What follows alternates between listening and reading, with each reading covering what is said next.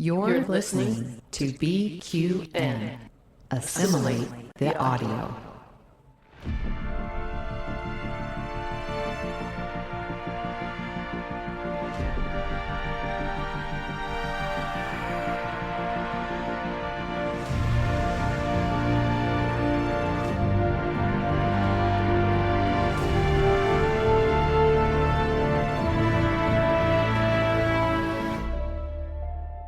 Good morning, I'm Chrissie De Clerck-Szilagyi.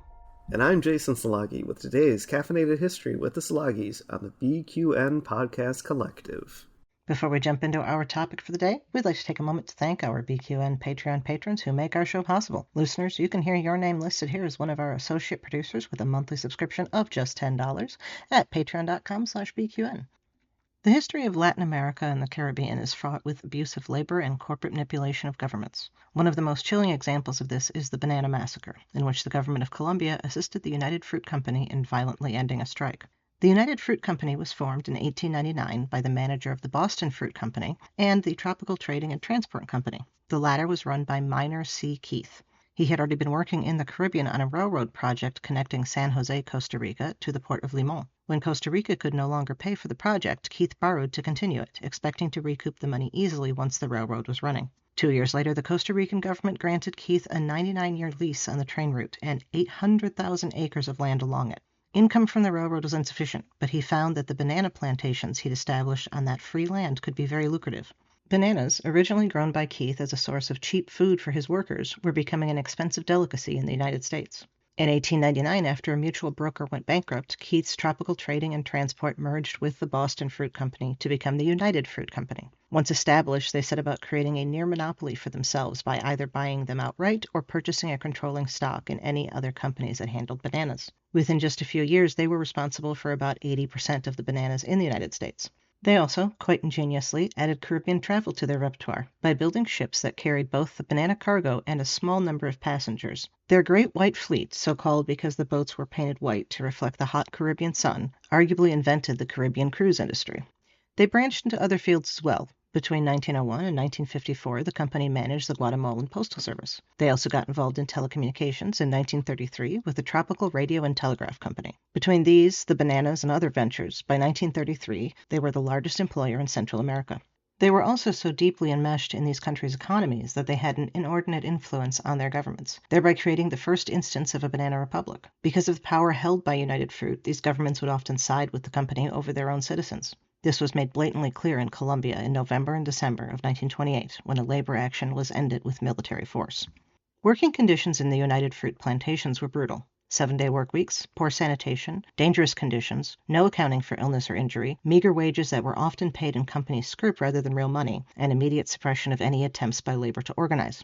In the years after the 1917 Russian Revolution, the company was able to paint any labor action as one encouraging communism and or led by communists who sought to undermine the government. This prompted support from the United States, who was all in to prevent the expansion of communism, even if it was done violently. In October of 1928, the United Fruit workers presented a list of 9 demands, ranging from improving sanitation and worker housing to a 6-day work week to being paid in real money. These were ignored, prompting a strike to begin on the 12th of November. Over the next few weeks, it spread through Colombia, across United Fruit, and then expanded into other companies as well. By the first week of December, approximately 25,000 people were on strike. United Fruit needed only to invoke the specter of communism to encourage support from the Colombian government and its military. Within this context, 300 soldiers under the leadership of General Cortes Vargas were brought to Magdalena, where a large group of the strikers had gathered. On the 5th of December in 1928, a group of strikers and their families attended Sunday Mass in Sinaga, then gathered in the nearby square to hear a speech they were told would soon be coming from the governor. As the area filled, soldiers with machine guns were deployed on the rooftops around them. The people were given a warning that anyone still in the square after 5 minutes would be shot. Then, as a few thousand people tried to leave, they found the streets blocked. There is no definite answer as to how many people were killed. The official report is 47, while contemporaries and historians have said as many as 2,000. There is not even a record of where the bodies were buried. The strike ended a few weeks later, without having ever addressed the workers' demands. 2 years later, a party change in the government of Colombia brought workers' rights and union support. They forced United Fruit to treat their workers better, though they were not powerful enough to force massive change on the company. United Fruit continued to exploit their workers throughout the 20th century, unabashedly using local and U.S. government influence to maintain their control over both the bananas and the people. In June of 2024, the company, now known as Chiquita, was fined for their use of paramilitary groups against their employees throughout Central America in the last few decades of the 20th century.